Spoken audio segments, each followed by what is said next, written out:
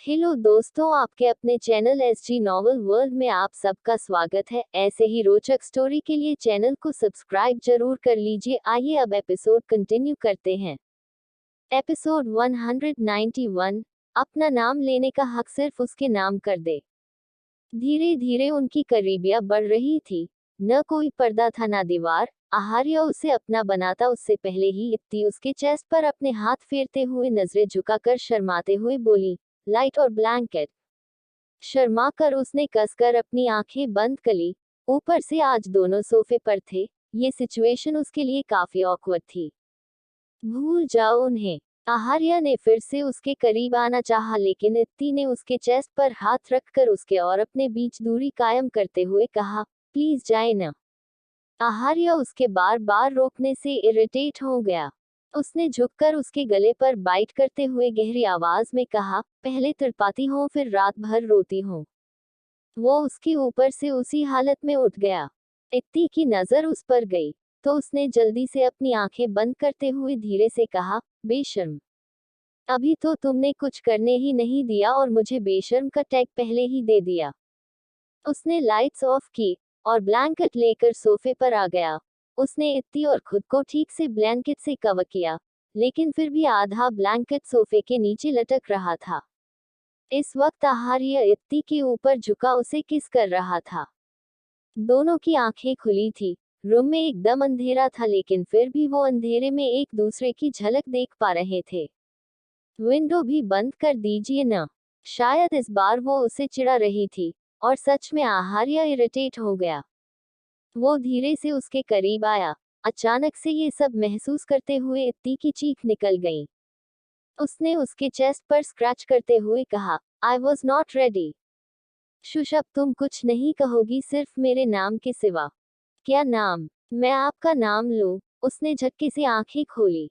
हम मेरा नाम लो, आहार्य ने धीरे से उसके कान में कहा और अपनी गर्म जीभ उसकी अप इनर पर घुमाने लगा। इत्ती की सांसें बेकाबू थी। वो पहले ही उसकी नजदीक को झेल नहीं पा रही थी, ऊपर से उसकी अभी की इस हरकत ने उसे और ज्यादा बेकाबू कर दिया था। आहार्य कुछ नहीं कर रहा था, वो बस उसके नजदीक था। इत्ती ने गहरी सांस लेते हुए कहा, आई फील अनकंफर्टेबल। आप क्यों मुझे परेशान कर रहे हैं? से माई नेम। फिर नहीं करूंगा परेशान। आहार्य ने उसके चिक्स पर किस करते हुए कहा। हाँ, वो जानता था, उसका कुछ न करना इत्ती को बेचैन कर रहा था। यही तो वो चाहता था। अच्छा ओक। इत्ती ने एक गहरी सांस ली। इस पल जैसे उसका दिमाग आहार्य के अलावा कुछ सोच ही नहीं पा रहा था। अ हम आगे, आई एम डेस्परेटली वेटिंग। मुझे भी तुम चाहिए, ये तभी होगा जब तुम मेरा नाम लोगी। कहते हुए उसने अपना चेहरा इत्ती के बालों में छुपा लिया। आहार्य कहकर वो जल्दी से उसके गले लग गई। आहार्य के होंठ ही नहीं, उसकी आंखें भी मुस्कुरा दी। उसने और कसकर उसे हक कर लिया। इत्ती के मुंह से अपना नाम सुनकर उसे अपने दिमाग से दिल तक एक सेंसेशन सी महसूस हुई। उसे आज तक अपना नाम इतना अच्छा नहीं लगा था जितना आज इत्ती के मुंह से सुनकर लगा। उसका दिल चाहा वो बस इत्ती के मुंह से ही अपना नाम सुने, बार बार, कई बार। अपना नाम लेने का हक सिर्फ उसके नाम कर दे। एक बार फिर बोलो, अब नहीं। क्यों नहीं? अब ऐसा तो नहीं ही होगा कि तुम वो कॉन्सेप्ट मानती हो, अपने हस्बैंड का नाम नहीं लेते। वो हंसा। जाहिर था वो उसे चिढ़ा रहा था। Of course note. वो रीजन नहीं, आप मुझसे कितने बड़े हैं, इसलिए एंड कभी लिया भी नहीं न। कुछ देर दोनों एक दूसरे की आगोश में यूं ही खामोश रहे। इस वक्त एक दूसरे की धीमी सांसों की आवाज ही दोनों महसूस कर रहे थे। अच्छा सुनिए। हम आहार्य ने उसके बालों को चूमा। आप भी तो मेरा नाम नहीं लेते। हमेशा अजीब अजीब से नामों से बुलाते हैं। क्यों नहीं लेते मेरा नाम? उद्धरण चिन्ह। वो उससे दूर होकर फिर से सोफे पर लेट गई और उसके गले में अपनी बाहें डालकर अंधेरे में उसका चेहरा महसूस करने लगी। खामोश से और बेसब्री से वो उसके जवाब का इंतजार कर रही थी। कुछ देर बाद आहार्य उसके चेहरे पर और ज्यादा झुकते हुए बोला, क्योंकि मैं वो कॉन्सेप्ट फॉलो करता हूँ कि अपनी वाइफ का नाम नहीं लेना चाहिए। ऐसा कोई कॉन्सेप्ट नहीं है, ठीक है? ये मेरे कॉन्सेप्ट्स है। आप और आपकी बातें दोनों ही बहुत अजीब होती हैं। वो हंस पड़ी। हाँ, तभी तो तुमसे शादी की। कुछ पल तो इत्ती को उसकी बात का मतलब समझ नहीं आया, लेकिन जैसे ही समझ आया वो तेजी से उसके चेस्ट पर पंच करते हुए बोली, यू मीन मैं भी अजीब हूँ? आप हर चीज में मुझे क्यों घसीट लेते हैं? आहार्या ने बिना कुछ कहे उसके सर से सर जोड़ लिया। इत्ती भी खामोश हो गई। उससे जब और बर्दाश्त नहीं हुआ तो आखिर में उसने हिम्मत करते हुए कहा, I want your please, I want you too badly. Aaharya ने धीरे से उसके माथे को चूमते हुए कहा और फिर उसे अपनी करीबी का एहसास कराने लगा। इत्ती ने उसकी पीठ पर अपने हाथों की गिरफ्त सख्त कर दी। जैसे जैसे वक्त गुजरा उनकी सांसों का शोर तेज होता गया। कितना वक्त गुजरा दोनों को ही खबर नहीं थी। आहार्या उसके होंठों को चूमते हुए उसे प्यार कर रहा था। इत्ती ने हौंफते हुए अपना चेहरा घुमा लिया। अब आहार्या उसके कानों और फिर उसकी गर्दन को चूमने लगा। इत्ती ने आंखें खोली। वो बुरी तरह से हौंफ रही थी। उसकी नजर वॉल क्लॉक पर गई। इस वक्त ऑलमोस्ट सुबह हो गई थी। उसने चेहरा घुमाया तो आहार्य फिर से उसके होंठों पर किस करने के लिए जैसे ही झुका, इत्ती ने उसके होंठों पर उंगली रख दी। वो हौंफते हुए बोली, अब बस, सुबह हो गई। होने दो, उसने उसकी उंगली पर बोसा किस देते हुए कहा। मैं थक गई हूँ, मुझे नींद आ रही है। औक, आहार्य ने उसके पसीने से तर माथे पर हल्की सी किस करते हुए उसकी गर्दन में अपना चेहरा छुपा लिया। मैं ऐसे कैसे सो पाऊंगी, इट्स सो अनकंफर्टेबल। उद्धरण चिन्ह। उसकी बात सुनते ही आहार्य ने बिना कुछ कहे दोनों की पोजीशन चेंज कर ली। अब वो उसके नीचे था और इत्ती उसके ऊपर।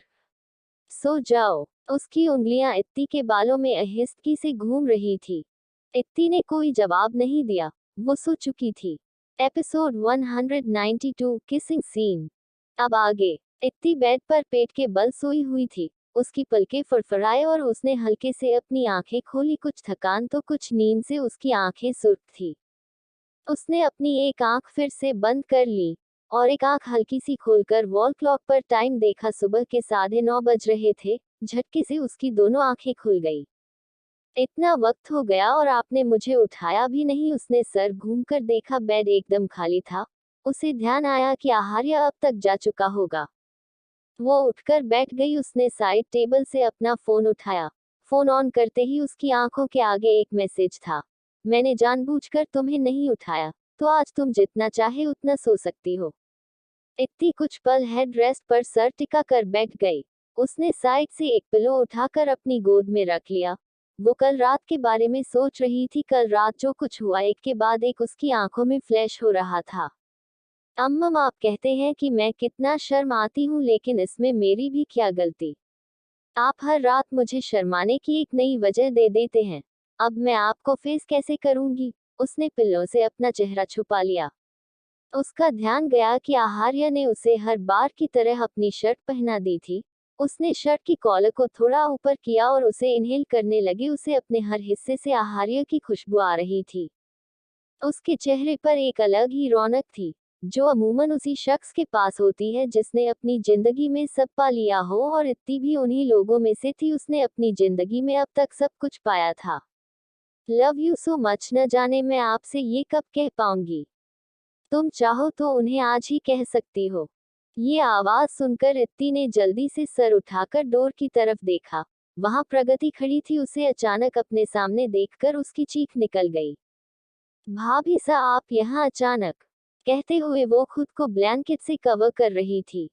प्रगति को उसकी हरकत पर हंसी आ गई, लेकिन उसने उदासी का नाटक करते हुए कहा, आई एम सो सॉरी, मैं तो भूल गई थी। अब तुम्हारी शादी हो गई है। मुझे ऐसे बिना परमिशन के तुम्हें रूम में नहीं आना चाहिए था। ठीक है, मैं बाद में आती हूँ, कहकर वो वहां से जाने लगे। नहीं अंडस को नहीं भाभी सा, मेरा वो मतलब नहीं था। आई मीन आपको अचानक देखकर मैं शॉक हो गई थी। इत्ती ने जल्दी से अपने हाथ आगे कर दिए। उसकी आंखें नम थी। प्रगति भी जल्दी से उसके पास आई और उसके गले लग गई। कुछ पल दोनों एक दूसरे की यूं ही गले लगे रहे। इस वक्त दोनों की आंखें नम थी। आपको मेरी याद नहीं आती? आती है ना। इनफैक्ट तुम्हें नहीं आती है, प्रगति ने नमी और से कहा। मुझे आप सब की बहुत ज्यादा याद आती है। इत्ती की पकड़ कस गई। उसने सुकून से अपनी आंखें बंद कर ली। अच्छा, तभी तुम आगे से कभी मुझे कॉल नहीं करती, और अगर मैं करूं तब भी टाइम पर कॉल पिक नहीं करती। इतनी कहाँ बिजी रहती हो तुम? उद्धरण चिन्ह। आखिरी लाइन उसने शरारत से कही। उसने इत्ती को खुद से दूर किया, तो इत्ती ने शर्माकर अपना चेहरा नीचे झुका लिया। प्रगति ने उसके बालों को हल्का सा सहलाते हुए हंसकर कहा, ऑफ नहीं करती तुम हेटीज। क्या तुम ठीक हो? उसकी आवाज में एक माँ वाली फिक्र थी। हाँ, मुझे क्या होगा? नहीं, मैं बस ऐसे ही पूछ रही थी। प्रगति ने मुस्कुरा कहा, फिर एक पॉज लेकर आगे बोली, तुम्हें किसी भी फैमिली इश्यूज में पड़ने की जरूरत नहीं। अगर तुम्हें कोई कुछ भी कहे तो प्लीज मुझसे या अपने भाई से छुपाना मत, ठीक है ना? परेशानी से वो बार बार इत्ती का हाथ सहला रही थी। इत्ती कंफ्यूज हो गई, उसने उलझ कर पूछा, मुझे कोई प्रॉब्लम क्यों होगी? उसे कुछ याद आया, उसने प्रगति का हाथ पकड़ते हुए जल्दी से कहा, भाभी सा कीर्ति दी। क्या हुआ? कुछ नहीं, बस कीर्ति प्रेग्नेंट है, और अब आकाश और कीर्ति की शादी होने वाली है। प्रगति ने कल हुए ड्रामे का उसके सामने कोई जिक्र नहीं किया। ओ भाभी, हम दोनों ही दी के लिए शॉपिंग करेंगे, और सब हम दोनों करेंगे, नैना वगैरह को इन्वॉल्व नहीं करेंगे। उसने अपने पैटर्नल कजन्स को याद कर बुरा सा मुंह बनाया। हाँ, सब हम करेंगे, प्रगति ने हामी भरते हुए कहा। वो जानती थी इत्ती को अपने कजन जरा भी नहीं पसंद थे। काफी देर तक दोनों इधर उधर की बातें कर रहे थे। अच्छा, तुम्हारे पीरियड्स आ गए? अचानक ही प्रगति कोई बात याद आई। नहीं, लास्ट टाइम तो तभी आए थे जब मैं वहां थी। इतनी को भी जैसे कुछ याद आया। प्रगति कुछ सोचने लगी। इत्ती के पीरियड्स हमेशा इरेग्युलर रहते थे। वो 19 साल की हो गई थी, फिर भी उससे पीरियड पेन हैंडल नहीं होता था। इन दिनों उसकी कंडीशन काफी पेनफुल हो जाती थी। भाभी साहब, प्लीज मुझे भी अपने साथ ले चलिए न। लास्ट टाइम तो मैं वहीं थी, बट अब मैं क्या करूंगी, आई कांट हैंडल। इत्ती उसके याद दिलाने से परेशान हो गई। प्रगति को आहार्य की कल की कही बात याद आई। उसने इत्ती का परेशानी से भरा चेहरा देखा तो उसके गालों पर हाथ रखते हुए बोली, ठीक है, तुम जमाईसा के साथ वापस आ जाना। अब मैं उनसे कैसे बोलूंगी? और अगर मैं उन्हें चलने का कहती हूँ तो वो बहुत खराब रिएक्शन देते हैं, फिर मुझे गुस्सा आ जाता है और हमारी लड़ाई हो जाती है। क्यों, तुम मौन से क्यों नहीं बोल सकती? वो तुम्हारे पति हैं। हाँ, बट कभी उनसे कोई ऐसी बात कही नहीं न। इत्ती अपनी उंगलियों को देखने लगी। अब कह देना तो। अच्छा, वो सब छोड़ो और जल्दी से फ्रेश होकर नीचे आ जाओ, इतनी देर तक अपने रूम में मत रहा करो। प्रगति बेड से खड़ी हुई और अचानक उसकी नजर इत्ती की गर्दन पर गई, जहां पर कई सारे बैंगनी निशान थे। इत्ती ने सर उठाकर उसे देखा और उसकी नजरों का पीछा किया। भाभी साहब, कहते हुए उसने पिलो को हग कर लिया। क्या? मैंने कहाँ कुछ कहा? उसकी हालत पर वो हंस पड़ी। इत्ती ने अपने सर पर ब्लैंकेट डाल लिया। प्रगति हंसते हुए वहां से चली गई। उसके जाते ही इत्ती ने ब्लैंकेट हटाया। अनायास ही उसकी नजर सोफे पर गई। उसने एक नजर सोफे को देख कासूली नजरें हटा ली। सडनली उसके दिमाग में कुछ क्लिक किया। झटके से एक बार फिर उसने सोफे को देखा। ये तो ठीक है, कहते हुए वो सोचने लगी, कल सोफा कितना गंदा था। वो शोथी आहार्य ने इसे क्लीन किया होगा। एक बार के लिए तो वो डर गई थी कि कहीं सोफा अभी भी उसी हालत में हो, और अगर प्रगति की नजर उस पर चली जाती तो वो कितनी एम्बैरेस हो जाती। आहार्य अपने कैबिन में था। उसकी नजरें लैपटॉप स्क्रीन पर थी, जिसे देखते हुए वो कॉल पर किसी से बात कर रहा था। ऋतिक उसके कैबिन में आया, उसके चेहरे पर परेशानी थी। वो आहार्य को देखते हुए उसकी कॉल एंड होने का वेट करने लगा। आहार्य की कॉल खत्म करते ही ऋतिक ने जल्दी से कहा, बॉस, माम ने एक प्ले में पार्टिसिपेट किया है। वो खामोश हो गया। आहार्य ने एक हल्की नजर उस पर डाली और वापस अपने लैपटॉप स्क्रीन को देखते हुए बोला, हाँ तो उसका जो मन चाहे वो कर सकती हैं। ऋतिक ने अपना गला तरकर जल्दी से आगे की बात कही, माम ने किसी को चैलेंज किया है, और बैड न्यूज ये है कि इस प्ले में एक किसिंग सीन है। एपिसोड 193, बहस। अब आगे। कहाँ गई तुम्हारी वो सो कॉल्ड ईगोइस्टिक दोस्त? उसने मुझे चैलेंज दिया था न कि इस बार वो मुझे रिप्लेस करेगी। एक ही दिन में होश ठिकाने आ गए उसके, जो आज आई ही नहीं। पल्लवी ने सामने से आ रही आंचल और सुहानी का रास्ता रोकते हुए कहा। दोनों जो इस वक्त कैंटीन जा रहे थे, उसके अचानक सामने आने से उन्हें रुकना ही पड़ा। वो खामोश हो गए। उनके पास उसके सवाल का कोई जवाब नहीं था। वो भी नहीं जानते थे कि इत्ती आज क्यों नहीं आई। कल तो उसने बड़े कॉन्फिडेंस से ये चैलेंज ले लिया था। तो तुम दोनों की शक्ल देखकर ऐसा लग रहा है कि तुम दोनों को भी उसके न आने का कारण नहीं पता। हम मोकिंग टोन में कहते हुए वो अपनी 2 अचमचियों के साथ वहां से चली गई। देखा तुमने, मैंने पहले ही इत्ती को कहा था कि पल्लवी के खिलाफ जाने की जरूरत नहीं है। इतने सालों से वही इस प्ले की फीमेल लीड का कैरेक्टर प्ले करती आ रही है। इत्ती ने बस अपने सो कॉल्ड ईगो के चलते उसे ये चैलेंज दे दिया।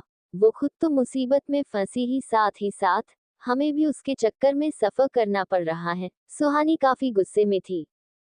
आंचल ने भी उसी के अंदाज में जवाब देते हुए कहा, वो ये चैलेंज जरूर जीत जाएगी, आई एम डैम श्योर।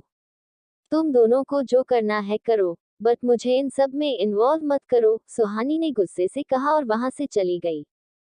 आंचल ने एक बार फिर इत्ती को मैसेज किया, लेकिन इस बार भी इत्ती ने कोई रिप्लाई नहीं किया। आंचल पूरी तरह से फ्रस्ट्रेट हो गई। हालांकि उसे इत्ती के लिए कोई डर नहीं लग रहा था। वो इतना तो जानती थी कि आहार्य के होते हुए इत्ती के लिए फीमेल लीड का कैरेक्टर हासिल करना कोई बड़ी बात नहीं थी। इत्ती अपने रूम में आई। उसका चेहरा उतरा हुआ था। अभी अभी उसके परिवार वाले वापस सिरोही चले गए थे। उसकी आंखें सूजी हुई थी। जाहिर था वो रोई थी। वो सीधा आकर अपने बेड पर लेट गई। उसने पिलो का हक कर लिया। कुछ रोने तो कुछ कल रात की थकान की वजह से कुछ ही देर में उसे नींद भी आ गई। ऋतिक की बात सुनकर आहार्य अपना काम छोड़कर उसे देखने लगा।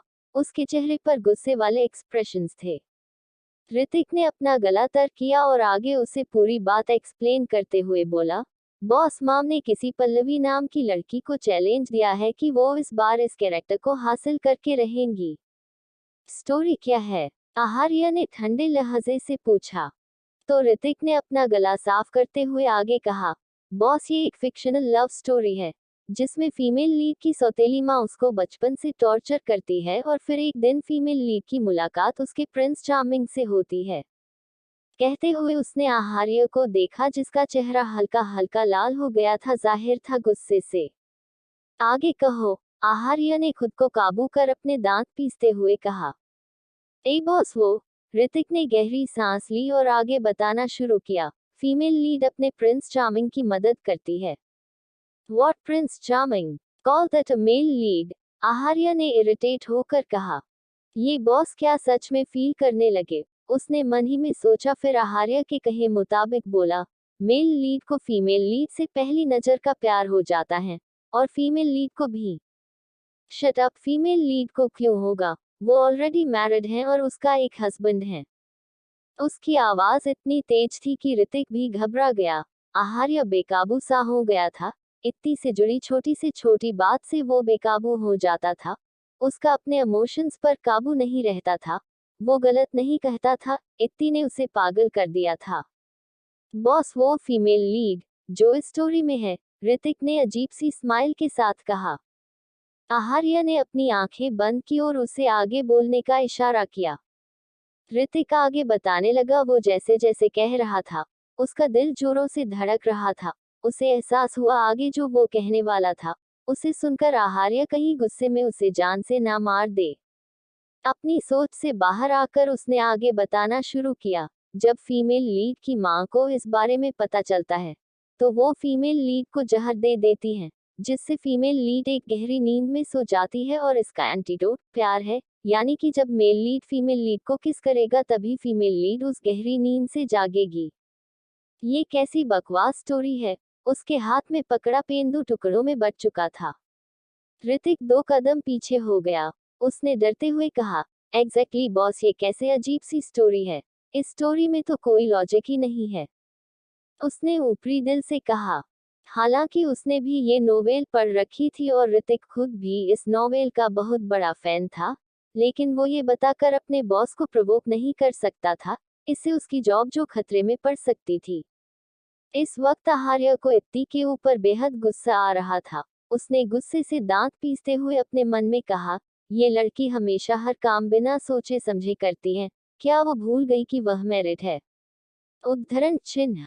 ऋतिक ने देखा कि आहार्य शदीद गुस्से में था। उसने उसे काम करते हुए कहा, बट बॉस ये जो किसिंग सीन है, ये एक फेक किसिंग सीन है। इसमें बस मेल लीड फीमेल लीड के ऊपर झुकेगा बस। गेट लॉस्ट, वरना तुम कभी झुककर कुछ उठाने के काबिल नहीं रहोगे। उद्धरण चिन्ह। आहार्य ने उसे केबिन से बाहर निकाल दिया और फिर उसने बिना देरी किए टेबल पर पड़ा अपना फोन और कार की कीज उठाए और अपने पर्सनल लिफ्ट से केबिन से बाहर चला गया। रास्ते भर उसने बेहद रश ड्राइविंग करते हुए कार ड्राइव की थी। लिविंग हॉल से गुजरते हुए घर की औरतों ने उसे देखा। उसे इतनी जल्दी देखकर सभी हैरानी थी, इसके बावजूद किसी ने उससे कोई सवाल नहीं किया। आहार्य सीधा स्टेयर्स से होते हुए सेकंड फ्लोर पर अपने रूम में चला गया। रूम में आकर उसकी नजर सबसे पहले बेड पर सोई इत्ती पर गई। उसे देखते हुए उसने दरवाजा तेजी से बंद किया, इसके बावजूद इत्ती नहीं उठी। शायद वो गहरी नींद में सो रही थी। बेड के करीब आकर आहार्य उसके चेहरे को बुरी तरह से घूरने लगा। Angry bird ready to be angry. उसकी नजर बेड साइड टेबल पर रखे पानी से भरे ग्लास पर गई। उसे एक नजर देख उसने एक बार फिर से इत्ती का सोता हुआ चेहरा देखा। अपनी चेरी का मासूम सा चेहरा देखकर पहले तो उसका दिल किया कि वो ऐसा ना करे, लेकिन अगले ही पल उसे इत्ती की बेवकूफी याद आई। ये याद आते ही उसे एक बार फिर इत्ती पर शहीद गुस्सा आने लगा। उसने झटके से ग्लास में भरा पानी इत्ती के चेहरे पर उड़ेल दिया। इत्ती चीखते हुए उठकर बैठ गई। कुछ पल तो उसे कुछ समझ ही नहीं आया। उसने अपने हाथों से अपने मुंह को पोंछा। अभी भी वो गहरी नींद के नशे में थी। उसने सर कर घुमा कर देखा, आहार्य उसके साइड में खड़ा उसे गुस्से से घूर रहा था। फिर उसकी नजर उसके हाथ में पकड़े खाली ग्लास पर गई। उसकी सारी नींद हवा हो गई। वो चीखते हुए बोली, दिमाग खराब है आपका? मैं सो रही थी और ऐसे किसी के चेहरे पर पानी कौन डालता है? वो तेज अंडस्को तेज चिल्लाते हुए कहे जा रही थी। इस वक्त उसे आहार्य पर बहुत तेज गुस्सा आ रहा था। एक पल तो उसके दिल में आया कि वो आहार्य के बाल नोच ले। आहार्य खामोशी से उसके सामने बैठ गया। उसने अपनी पॉकेट से रुमाल निकाला और उसके चेहरे पर पानी की बची हुई बूंदों को साफ करते हुए उसे घूरने लगा। उसकी ऐसी हरकत से इत्ती का पारा और ज्यादा गर्म हो गया। उसने आहार्य की हाथ से हैंकी छीनकर उसे गुस्से से बेड पर फेंकते हुए बोली, दिमाग खराब हो गया क्या आपका? पहले तो मेरे फेस पर पानी फेंका और अब कोई जवाब भी नहीं दे रहे हैं। दिमाग मेरा नहीं तुम्हारा खराब हो गया है। आहार्य ने कसकर उसकी बाजू पकड़ी और उसे अपने करीब करते हुए उसकी नींद और गुस्से से लाल आंखों में घूरते हुए बोला, क्या बेवकूफी करके आई हो तुम हम? इत्ती उसे नासमझी से देखने लगी। बेवकूफी? उसने अपनी पलकें साफ की जिस पर उसे अभी भी नमी का एहसास हो रहा था। हाँ बेवकूफी। आहार्य की पकड़ उसकी बाजू पर कस गई। आपका ना दिमाग खराब हो गया है? आप कोई ठंडा पानी मुझ पर नहीं खुद पर डालना चाहिए था। खमाखा मेरी अच्छी खासी नींद खराब कर दी। एक तो मैं इतना थक गई थी। आहार्य ने उसकी बात को इग्नोर किया और अपनी पॉकेट से एक पेपर निकालकर उसकी गोद में फेंकते हुए बोला, क्या है ये? क्या है? कहते हुए इत्ती ने पेपर उठाया और उसे पलट पलट कर देखने लगी। ये तो स्क्रिप्ट है। उसे देखते ही इत्ती को अचानक कुछ याद आया। वो जल्दी से आहार्य का हाथ पकड़ते हुए बोली, ओ मैं तो भूल ही गई थी, मुझे न इस प्ले में पार्टिसिपेट करना है। आप प्लीज इसका फीमेल लीड कैरेक्टर मुझे दिलवा दीजिए ना। आई नो आप ये आसानी से कर सकते हैं। आहार्य ने उसका हाथ झटका और गुस्से से बोला, ऑफ कोर्स मैं कर सकता हूँ, लेकिन मैं करूंगा नहीं। इत्ती हैरान हो गई। उसने बड़ी बड़ी आंखें करते हुए आहार्य को देखते हुए कहा, नहीं करूंगा। क्यों? मुझे प्लीज ये रोल चाहिए। मैंने उस पल्लवी को चैलेंज किया है कि इस बार ये रोल प्ले में ही करूंगी। उसकी बातें सुनकर आहार्य के गुस्से में इजाफा हो गया। तुम्हारा दिमाग खराब हो गया है या मैंने तुम्हें ज्यादा ही छूट दे दी है? आपको हुआ क्या है? क्या बोल रहे हैं मुझे कुछ समझ नहीं आ रहा। इतनी भी और इरिटेट हो गई। आहार्य ने वो पेपर उसके सामने करते हुए कहा, इसमें किसिंग सीन है, तो तुम ये किसिंग सीन करोगी? भूल गए तुम मैरिड और तुम्हारे पास एक हस्बैंड भी है। इत्ती को अब जाकर उसकी गुस्से की वजह समझ में आई। वो आहार्य का हाथ पकड़ते हुए बोली, ओ तो आप इसलिए इतना गुस्सा हो रहे थे। आहार्य कंटिन्यू उसे गुस्से से घूर रहा था, जिसे देखकर इत्ती ने एक गहरी सांस छोड़ते हुए कहा, ये एक फेक किसिंग सीन है। वो आगे कुछ बोलती कि आहार्य उसके हाथ से अपना हाथ छुड़ाते हुए बोला, फेक हो या रियल है तो किसिंग सीन ना, तुम किसी और को किस करने की एक्टिंग भी कैसे कर सकती हो हम्मम। ये कहते हुए भी उसका फेस किसी पत्थर के मानित सख्त हो गया। क्या मतलब कैसे कर सकती हो? मैंने उस पल्लवी को चैलेंज किया और ऑफ कोर्स मैं ये रोल करके रहूंगी। आप कुछ भी कीजिए बस मुझे ये रोल चाहिए। इस बार उसका लहजा जिद्दी थी। मैं ऐसा कुछ भी नहीं करूंगा और ना ही तुम ये स्टूपिड प्ले करोगे गॉट दैट। सख्ती से कहते हुए वो बेड से उठा और वहां से जाने लगा। उसकी बात सुनकर इत्ती परेशान हो गई। वो अब पीछे नहीं हट सकती थी। उसने पल्लवी को चैलेंज किया था कि इस बार ये रोल वही करेगी। सोचते हुए वो जल्दी से बेड से उठी और आहार्य के सामने आते हो बोली, आपको ये करना ही होगा समझे आप।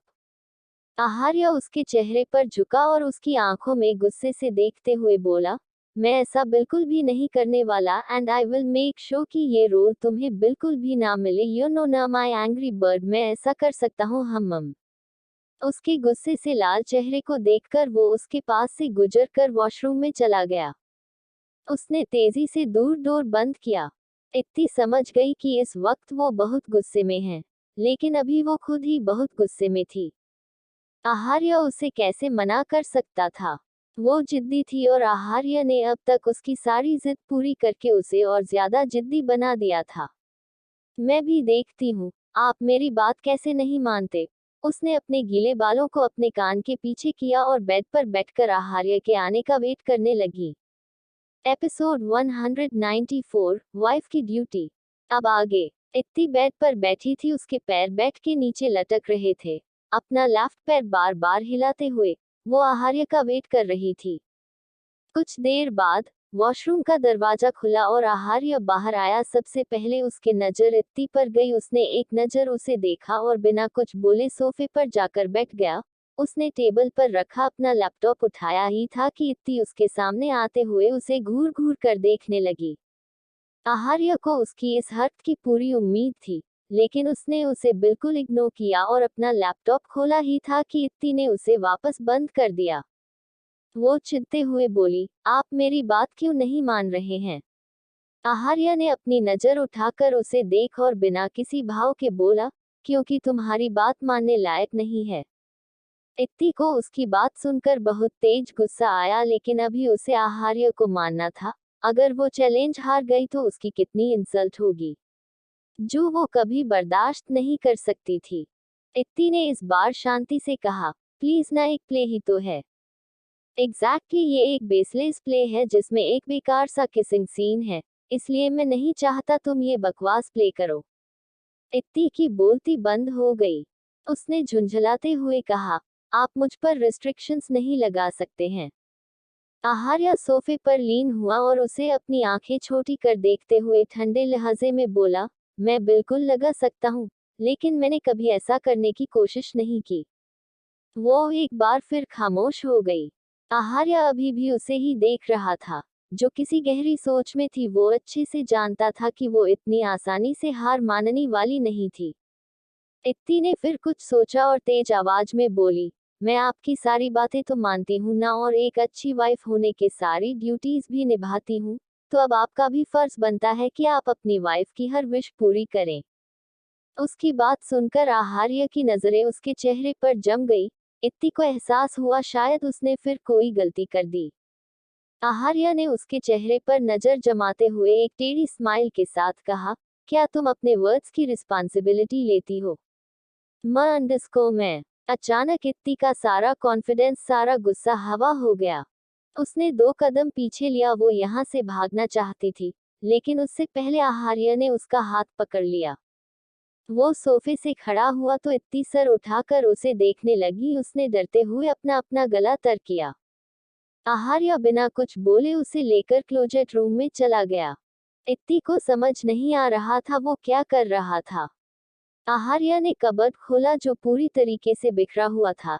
इत्ती जब भी कोई ड्रेस निकालती तो सारे कपड़ों को हमेशा इधर उधर गिरा देती थी और उन्हें ठीक से रखने के बजाय वैसे ही ठूंस कर वापस से डोर क्लोज कर देती थी।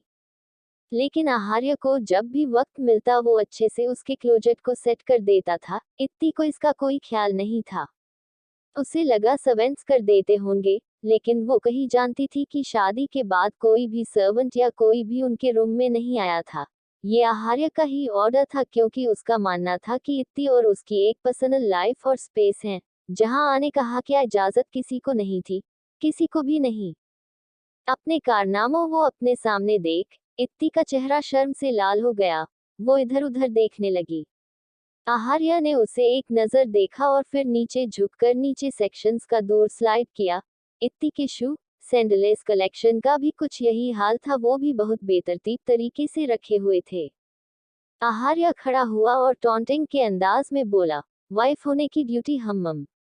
इत्ती का मन हुआ वहां से भाग जाए। उसके कान शर्मिंदगी से गर्म हो गए। आहार्या ने अपना सेक्शन ओपन किया। उसके कपड़ों का भी कुछ यही हाल था। इत्ती ने ये देखा और इस बार अपनी नजरें जमीन पर गड़ा ली। उसे याद आया 3 घंटे पहले न जाने क्या सोचकर वो आहार्य के कपड़ों में छानबीन कर रही थी कि कहीं उससे कुछ सीक्रेट चीज तो नहीं छुपा रखी। जाहिर था ये सीक्रेट चीज किसी लड़की से रिलेटेड ही थी। मुझे नींद आ रही है, उसने धीरे से कहा और आहार्य से अपना हाथ छुड़ाने लगी। आहार्य ने उसका हाथ और ज्यादा कसकर पकड़ लिया। वो इतनी आसानी से उसे कैसे छोड़ सकता था। वैसे भी उसकी बेवकूफी की वजह से अभी भी उसे इत्ती पर बेहद गुस्सा आ रहा था। क्लोजेट रूम से निकलकर आहार्य उसे वॉशरूम में ले गया। अब वॉशरूम में क्या है, इतनी मन ही मन सोचने लगी। वॉशरूम को ठीक देख इत्ती ने जल्दी से पूछा, यहाँ तो सब सही जगह पर रखा हुआ है, अब आप ज्यादा ही कर रहे हैं। कहते हुए वो लगातार अपना हाथ छुड़ाने की कोशिश कर रही थी। आहार्य उसे लेकर से मिरर के सामने आया, जिसके साइड में कई सारे सेक्शंस बने थे। इत्ती ने देखा लेकिन अभी भी उसे सब ठीक ही लगा। आहार्य ने वहां रखी सारी स्किन केयर बॉटल्स को सलीके से रखा। ये देखकर इत्ती का मुंह हैरानी से खुल गया। वो खुद को बोलने से रोक नहीं पाए, ऐसे हो या वैसे रखा तो उसी जगह पर था ना। तुमने कितनी मैनरलेसली रखा था। इतनी की बोलती बंद हो गई। हैंडल पर टंगा टॉवल जो इत्ती ने बेतरतीब से ऐसे ही फोल्ड किया था, आहार्य ने उसे सलीके किया। ये देखकर तो इत्ती का जैसे सर चकरा गया। हालांकि वो जानती थी कि आहार्य को हर एक छोटी से छोटी चीज को परफेक्ट जगह पर सलीके से रखने की आदत थी। उसे भी इससे कोई प्रॉब्लम नहीं थी, लेकिन तब तक जब तक दोनों का कंपैरिजन नहीं हुआ था। अब उसे गुस्सा आने लगा। उसने तेज आवाज में कहा, आप मेरी इंसल्ट कर रहे हैं। मैं सिर्फ तुम्हारी कही बातें प्रूव कर रहा हूँ कि उसमें कितनी हकीकत कितना सेंस है। इतनी खुद को कोस रही थी। क्या जरूरत थी उसे वो सब कहने की। वो कैसे भूल गई वो आहार्य से बातों में कभी नहीं जीत सकती। इससे अच्छा तो वो रोकर उससे अपनी बात मनवा लेती। उसने रोने की कोशिश की लेकिन अभी वो इतने गुस्से में थी कि उसे रोना भी नहीं आया। इत्ती ने अपना हाथ छुड़ाने की कोशिश करते हुए गुस्से से कहा, यू नो वॉट, आपसे शादी करना कितना हॉरिबल है। वो तो मैं हूँ जो आपको थोड़ा कंट्रोल कर लेती हूँ। अगर आपकी शादी किसी भोली भाली लड़की से हो जाती तो उसकी पूरी लाइफ इस कमरे को सेट करने में ही निकल जाती। टॉवल ऐसे नहीं ऐसे फोल्ड करो, उसने आहार्य की एक्टिंग करते हुए कहा। आहार्य ने धीरे से उसका हाथ छोड़ दिया। इत्ती चुप होकर उसे देखने लगी। आहार्य उसके करीब बढ़ा तो वो 2 कदम पीछे हो गई। उसने सोचा, क्या उसने फिर से कोई बेवकूफी कर दी। आहार्य ने उसकी कमर पकड़ी और अपने करीब खींच लिया। वो झुककर उसकी आंखों में देखते हुए बोला, तभी तो मैंने तुमसे शादी की। आर्यन ने अपना चेहरा झुकाया और धीरे से उसके होठों पर एक लाइट किस किया। इत्ती ब्लश करने लगी। उसका ब्लशिंग फेस देख आहार्य दीवानगी के बहक गया। अब वो और तेजी से उसे किस करने लगा। उसने इत्ती को खुद से और ज्यादा सटा लिया और किस करते हुए उसे दीवार के सहारे खड़ा कर दिया। इत्ती आहार्य और वॉल के बीच थी। उसके हाथ आहार्य के चेस्ट पर थे। उसने आहार्य की शर्ट को अपनी मुट्ठी में भर लिया। धीरे धीरे वो भी किस में इन्वॉल्व होने लगी। जहां कुछ देर पहले दोनों लड़ रहे थे, अब उससे कहीं ज्यादा इंटेंसिटी और पैशन से दोनों एक दूसरे को किस कर रहे थे। एपिसोड 195, दीवानी होती जा रही हूँ। अब आगे। आहार्या इत्ती के होठों से दूर हुआ और उसने उसके सर से अपना कर्सर जोड़ लिया। दोनों की सांसें तेज थी। वो धीमे लहजे में बोला, आई होप तुम समझ गई। ये कहते वक्त उसके होंठ इत्ती की नाक को छू रहे थे। इत्ती अपनी नजरें झुकाते हुए धीरे से बोली, I know and I am sorry, but अगर मैं नहीं करूंगी तो मेरी बहुत इंसल्ट होगी। उसने हिम्मत कर ऊपर देखा। जैसा कि उसे उम्मीद थी, आहार्य उसे घूर रहा था। उसने उसे छोड़ा और बाथरूम से बाहर चला गया। इत्ती को एहसास था कि उसने गड़बड़ कर दी, लेकिन अब वो पीछे नहीं हट सकती थी। उसके लिए अपना सेल्फ एस्टीम और ईगो बहुत ज्यादा इम्पोर्टेंट था। आई नो मैं गलत हूँ, बट अब मैं पीछे नहीं हट सकती। अपनी बात से मुकर जाना is not my cup of T. Mirror में देखते हुए उसने अपने बाल ठीक किए और एक गहरी सांस लेकर वो भी बाथरूम से बाहर निकल गई। रूम में आहार्य सोफे पर बैठा था और काफी फोकसली अपना काम कर रहा था। इत्ती रुक गई और एकटक उसे देखने लगी। काम करते बेहद हैंडसम लग रहा था। उसने ठंडी आह भरते हुए सोचा, दिन ब दिन आप और ज्यादा हैंडसम होते जा रहे हैं, या दिन ब दिन मैं आपकी कुछ ज्यादा ही दीवानी होती जा रही हूँ। उसे याद आया कि उसे आहार्य को मनाना था। वो उसके नजदीक आई और कुछ बोलती, उससे पहले ही आहार्य ने बिना उसे देख कहा, तुम चाहती हो मैं तुम्हारी बात मानूं। पहले तो इतनी हैरान हुई, लेकिन फिर खुशी से हाँ में सर हिलाते हुए बोली, आप मेरी बात मान गए। आई न्यू इट, आप जरूर मान जाओगे। आहार्य ने इस बार उसे देखा और सादे लहजे में जवाब दिया, अगर तुम चाहती हो कि मैं तुम्हारी बात मानूं तो तुम्हें मेरी बात माननी होगी। आप मुझसे कोई बिजनेस डील कर रहे हैं। इत्ती उसके करीब बैठ गई। ऐसा ही कुछ समझ लो अंडरस्को।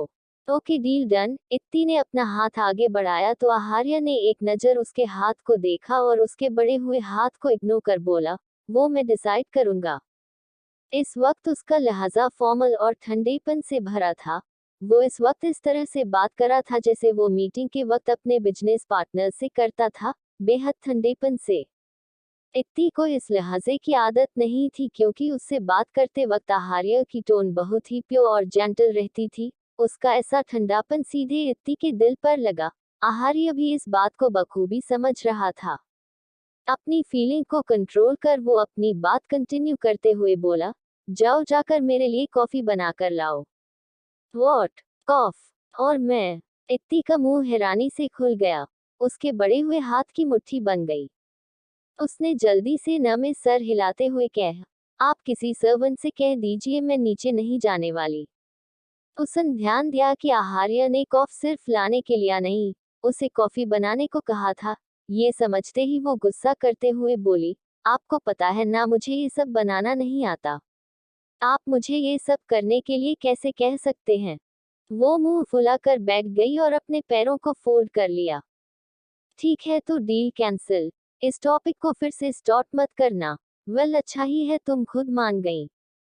आहार्य ने अपना फोकस वापस अपने काम पर लगा लिया, लेकिन वो अपने सेंसेज से इतनी की सारी हरकतों को नोटिस कर रहा था। इतनी काफी देर तक खामोश बैठी रही। उसे खाना बनाना तो क्या, वो तो किचन में भी अपनी पूरी लाइफ में महज 2 से 3 बार गई थी। उसने इस बारे में सोचा, फिर बेमन से बोली, अच्छा ठीक है, बट आप उसमें कमियां मत निकालना। आपको पता है ना मुझे ये सब करना नहीं अच्छा नहीं लगता। उसने बस सर हिलाया और एक नजर भी उसकी तरफ नहीं देखा। इतनी भारी कदमों से उठी। जाने से पहले उसने एक बार पीछे मुड़कर आहार्य को देखा कि शायद वो उसे रोक ले, लेकिन उसने उसे देखा भी नहीं। आखिर में उसे जाना ही पड़ा। उसके रूम से बाहर निकलते ही आहार्य ने खुले डोर को देखा, जहां से वो अभी गई थी। एक बार उसका मन किया था कि वो इत्ती को रोक ले।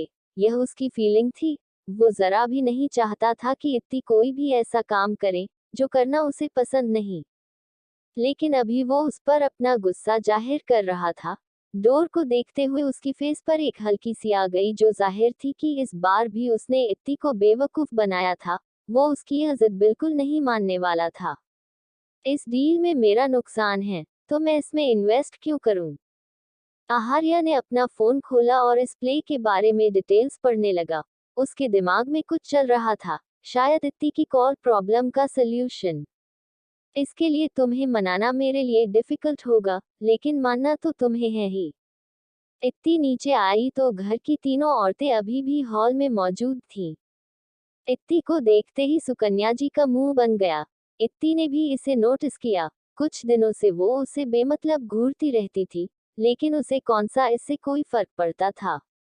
जब तक वह उसे पॉप नहीं करेंगे जब तक सब सही था। तेजस्वी जी ने उसे मुस्कुराते हुए देखा और आहार्य के जल्दी आने का कारण पूछा। उनके अचानक सवाल से इतनी चौंक आ गई, लेकिन फिर स्माइल करते हुए बोली, को वो शायद थक गए होंगे इसलिए मैं उनकी कॉफी बनाने जा रही हूँ। तेजस्वी जी और बाकी सबको उसकी ये बात अजीब लगी। आहार्य थक गया इसलिए अपना काम छोड़कर वापस आ गया। लेकिन फिर उन्होंने ज्यादा कुछ नहीं कहा। इत्ती के जाने के बाद सुकन्या जी धीरे से बड़बड़ाते हुए बोली, अजीब लड़की है, वैसे तो कभी नीचे आती नहीं, इसे सिर्फ अपने पति से मतलब है। तेजस्विनी उनकी बात सुनकर सख्त लहजे में बोली, तो इसमें बुरा क्या है? दुनिया की हर शादीशुदा औरत को सिर्फ अपने पति और बच्चों से मतलब होता है। अब तुम्हें ही देख लो, तुम्हें भी सिर्फ अपने बेटे से मतलब था जिसके चक्कर में तुमने एक प्रेग्नेंट लड़की की इतनी इंसल्ट की। उनके इस मंतिक ने सुकन्या जी की बोलती बंद कर दी। उन्हें अंदर ही अंदर बेहद गुस्सा आ रहा था। वो हमेशा से इस बात से चिढ़ती थी कि तेजस्वी जी को आहार्य से एक अलग लगाव था, अपने सगे पोते से ज्यादा, ये जानते हुए कि इसके पीछे कारण उनका गिल्ट था। इत्ती जब किचन में आई तो वहां खड़े शेफ उसे देखकर हैरान हो गए। इत्ती सीधा स्लेब के पास जाकर कॉफ बनाने लगी। माम आप रहने दीजिए, मैं बना देती हूँ, एक सीनियर शेफ ने कहा। अमम मैं ये अपने लिए नहीं बना रही अंडस्को, कहते हुए इत्ती ने एक पेन में दूध डाला। तो माम आप सर के लिए बना रही हैं? सर को ऐसी कॉफी बिल्कुल नहीं पसंद। इत्ती ने पीछे मुड़कर उस शेफ को दिखा, जो दिखने में आहार्य की एज की लग रही थी। अपनी बात कहते हुए उसके चेहरे पर प्राउड एक्सप्रेशंस थे, जैसे उसे आहार्य के बारे में सब पता हो, जो इत्ती को जरा भी नहीं भाए। उसकी बात सुनकर इत्ती को बुरा भी लगा। एक शेफ को उसके पति के की पसंद के बारे में पता था, उसे नहीं। हाँ माम जेनी ही सालों से सर के लिए कॉफ बनाती हैं, सर को उसी के हाथ की अंडस्को। मैंने कहा ना मैं कर लूंगी। गुस्से और जलन से उसकी आंखें नम हो गई। वो दोबारा अपना काम करने लगी। उसके पीछे सभी शेफ खासकर शेफ जेनी का मुंह बन गया। इत्ती उनकी घूरती नजरें फील कर पा रही थी। वो सभी उसे जलन से उसे घूर रही थी, हालांकि उनमें से किसी में इतनी हिम्मत नहीं थी कि वो सामने से इत्ती की डिसरिस्पेक्ट करें। पल पल उसकी फ्रस्ट्रेशन बढ़ती जा रही थी। अपने इस गुस्से में उसने ध्यान ही नहीं दिया कि उसने कितनी सारी चीनी कॉफी में मिक्स कर दी थी। शेफ्स ने देखा बट कुछ बोलने की हिम्मत नहीं की। इतने दिनों में वो लोग इत्ती के नेचर से वाकिफ थे कि वो कितनी शॉर्ट टेम्पर्ड और ईगोइस्टिक थी, लेकिन वो उनकी बॉस थी इसलिए वो बस पीठ पीछे उसके बारे में गॉसिप करते थे। इत्ती ने कॉफ कप में डाली और उसे लेकर चली गई। उसके जाते ही वो शेफ्स उसके बारे में गॉसिप करते हुए बोले, कितनी घमंडी है। हाँ एग्जैक्टली पहले कॉफ देने के बहाने मैं सर को देख तो पाती थी, लेकिन अब सर ने इसके लिए एक मेल सर्वेंट को अपॉइंट किया है, जरूर इन्हीं की वजह से, जेनी ने गुस्से से दांत पीसते हुए कहा। लीव यार, तुम बस उन्हें देख सकती थी, एक दूसरी शेफ ने कहा, जिसका जेनी ने कोई जवाब नहीं दिया। उसके चेहरे पर अभी भी गुस्सा बरकरार था। पूरे पैलेस में हर किसी को एहसास था कि आहार्य इत्ती से कितना प्यार करता था। जब से उनकी शादी हुई थी, आज तक उनके बीच की कोई भी लड़ाई किसी के सामने नहीं आई थी। आहार्य ने कभी ऐसा होने नहीं दिया था। सबको यही लगता था कि आज तक उनकी कभी कोई लड़ाई हुई ही नहीं थी। जेनी को पूरी उम्मीद थी कि जिस तरह का इत्ती का नेचर है, आहार्य बहुत जल्द उससे तंग आ जाएगा। उसे उसी दिन का इंतजार था। वो बस इतनी का घमंड टूटते हुए देखने के लिए बेताब थी। बाकी का नेक्स्ट एपिसोड नेक्स्ट पार्ट में कवर करेंगे। कहानी को लाइक शेयर कमेंट जरूर करें और प्लीज लाइक भी जरूर करें। Thank you.